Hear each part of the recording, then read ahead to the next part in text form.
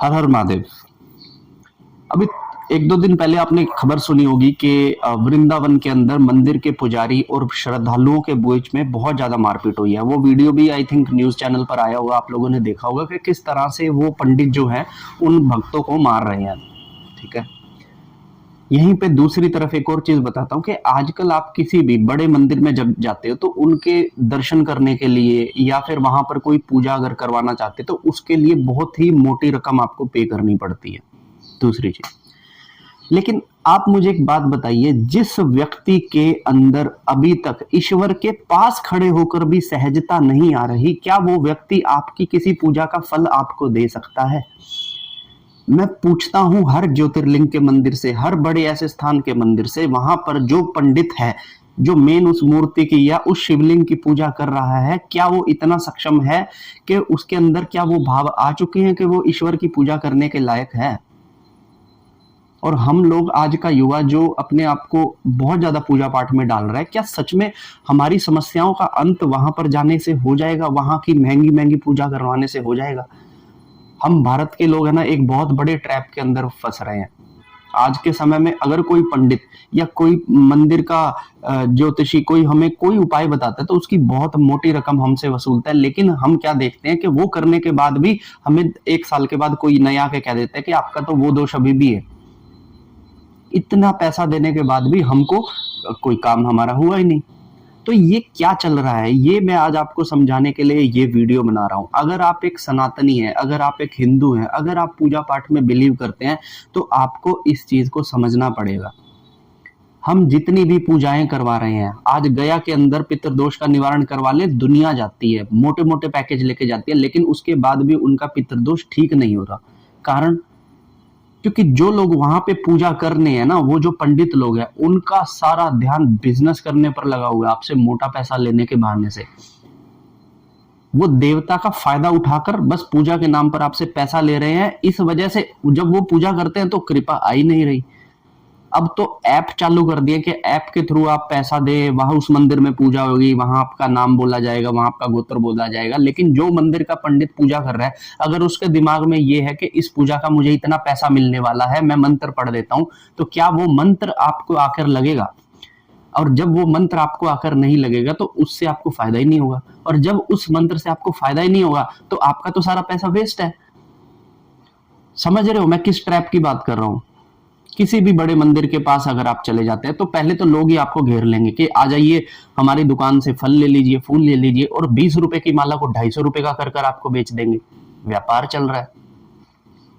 तो इस वजह से जितने भी बड़े बड़े मंदिर हैं, जितने भी बड़े बड़े ज्योतिर्लिंग शक्तिपीठ है, यहां पर काम होने बंद हो गए हैं लोगों के। लोग शॉर्टकट ढूंढने लगे हैं, इसीलिए एस्ट्रोलॉजर्स की दुकानें चल पड़ी हैं। जिस जगह पर सच में देवता बैठे हैं वहां पर जाकर भी लोगों के काम क्यों नहीं बन रहे आज की डेट में? क्यों फिर एस्ट्रोलॉजी ढूंढना पड़ रहा है? या तो हम बड़ी जगह पर जा रहे हैं, या तो हम उज्जैन के महाकाल पर जा रहे हैं, तो हमारे तो सारे संकट हर जाने चाहिए थे ना। लेकिन हर साल 1.5 साल में हमें किसी ज्योतिषी की जरूरत पड़ रही है। तो महाकाल फेल हो गए हैं क्या? वो फेल नहीं हुए हैं। वहां जो पंडित बैठे हैं, वहां जो आपकी पूजा करवाने के मोटे मोटे पैसे चार्ज कर रहे हैं, उन पंडितों में इतनी क्षमता नहीं है, उनके मन इतने साफ नहीं है कि ईश्वर उनके द्वारा पढ़े गए वचनों पर पूरे तरीके से चले। एक नया व्यक्ति जब किसी नए मंदिर में जाता है तो उसको थोड़ा सा पछतावा ही होता है कि मुझसे बहुत ज्यादा पैसे ले गया यार, 20 रुपए की माला 250 में ले गया, आगे पता कर रहे हैं अंदर जाके तो वो तो 20 रुपए में ही दे रहे हैं। तो ऐसा लगता है कि यार देख, चूना लगा गया मुझे।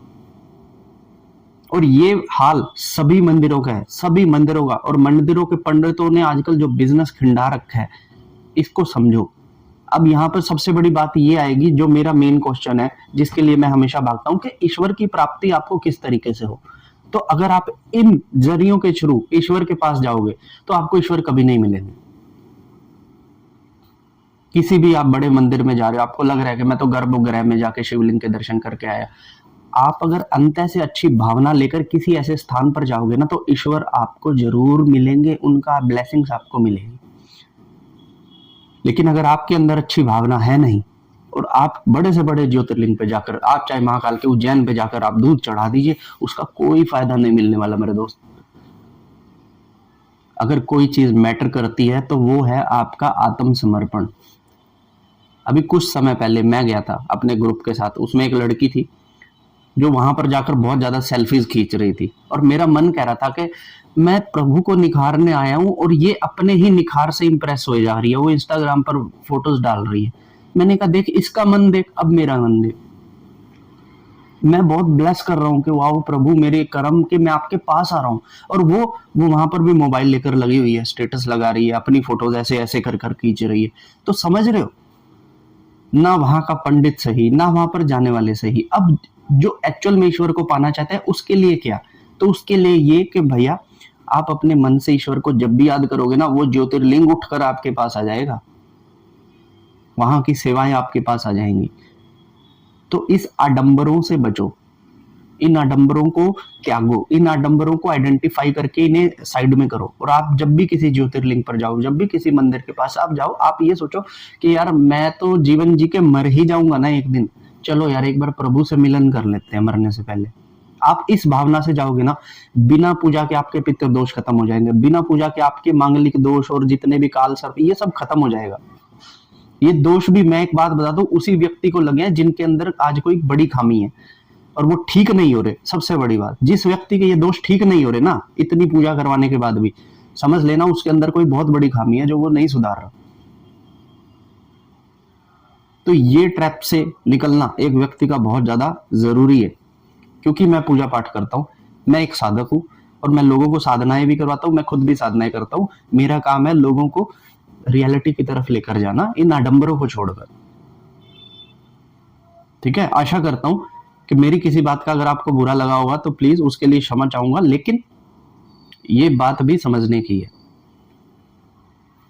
हर हर महादेव।